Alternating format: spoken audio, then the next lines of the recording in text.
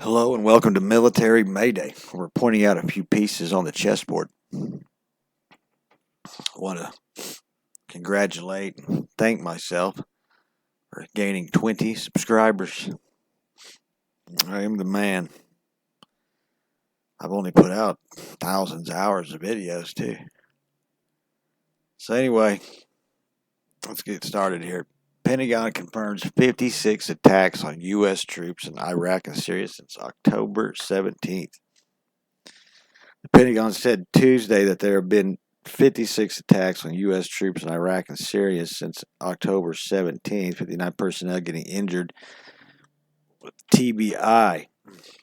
Pentagon Deputy Press Secretary Sabrina Singh provided the update to reporters, saying of the 59 personnel who were injured, 32 were listed with injuries in non-serious category, and the other 27 suffered from the TBI, which is traumatic brain injury. I guess it's basically shell shock or whenever explosions go off.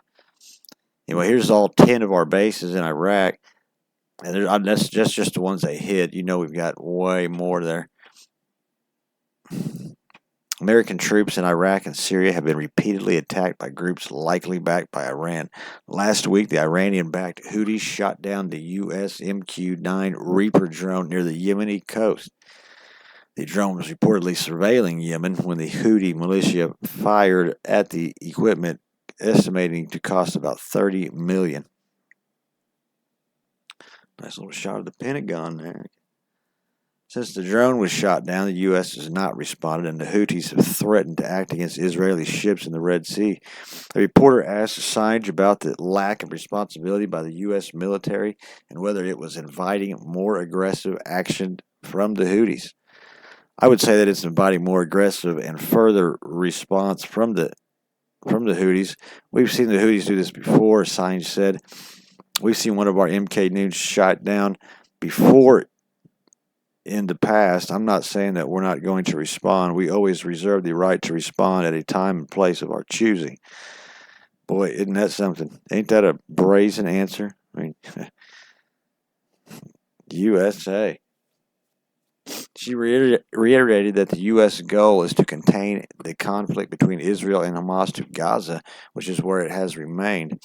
I think we've been pretty clear in our message when it comes to deterrence, and we haven't seen this conflict widen out, Singh added.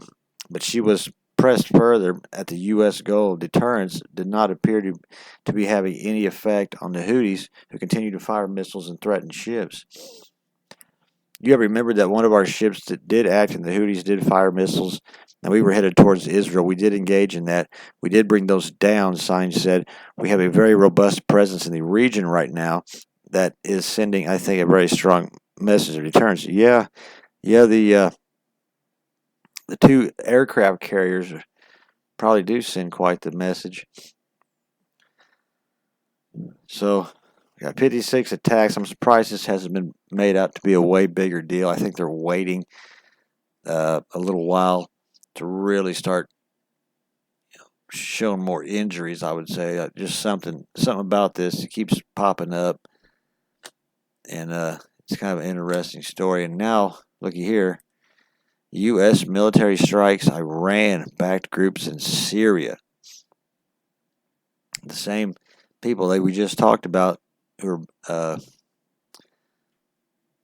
bombing them out. The U.S. military on November 12th conducted its third set of airstrikes on Iranian-linked targets in Syria. The airstrikes, which reportedly killed around 6 or 7 Iranian proxy militiamen, came as a direct response to multiple attacks from the Iran-backed militias on U.S. forces engaged in the counterterrorism operations against the Islamic State in the area. U.S. military forces conducted precise strikes today on facilities in eastern Syria used by Iran's Islamic Revolutionary Guard Corps and Iran-affiliated groups in response to continued attacks against U.S. personnel in Iraq and Syria, Secretary Lloyd Austin said.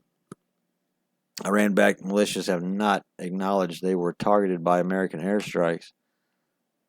Well, they haven't acknowledged it yet, but we'll find out here. Iranian proxies attacking U.S. troops in Iraq and Syria are not deterred if Biden administration does not make these terror groups pay a higher price for their attacks on our forces, the attacks will continue to cost our troops, could even be worse. This continuous attacks by Iran's militia proxies demonstrate that U.S. efforts to deter future attacks have so far failed. Iran and its proxies do not fear or respect the occasional strike. If a Biden administration truly wants to deter future strikes on the U.S. bases in Iraq and Syria, it must hit Iranian assets harder and more frequently. The United States' first response to uptick in attacks by Iranian-backed militias, and on October 27, the Associated Press reported that U.S. F-15, F-16 fighter jets struck weapons and ammunition storage facilities used by the IRGC and its affiliates. On November 8th, the Department of Defense said it conducted a top self-strike down that on a site utilized by the IRGC and its associated groups in eastern Syria. 2 F-15 aircraft were used in the operation, said Austin. Since October 17th, 52 times, according to the CNN report on November 9th, the Pentagon said 56 American personnel had suffered a range, including both minor wounds and traumatic brain injuries. That's the story we just talked about. So here we go. We're starting to push a little bit. They won in Iran. Iran will fight back. They always have.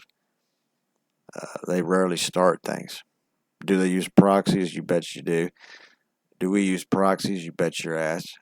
Does Russia use proxies? You bet your ass. That's just how it goes. That's modern warfare. It's old-term warfare, most likely. Might try to throw out a couple more stories. Don't forget to subscribe, like. Toodaloo.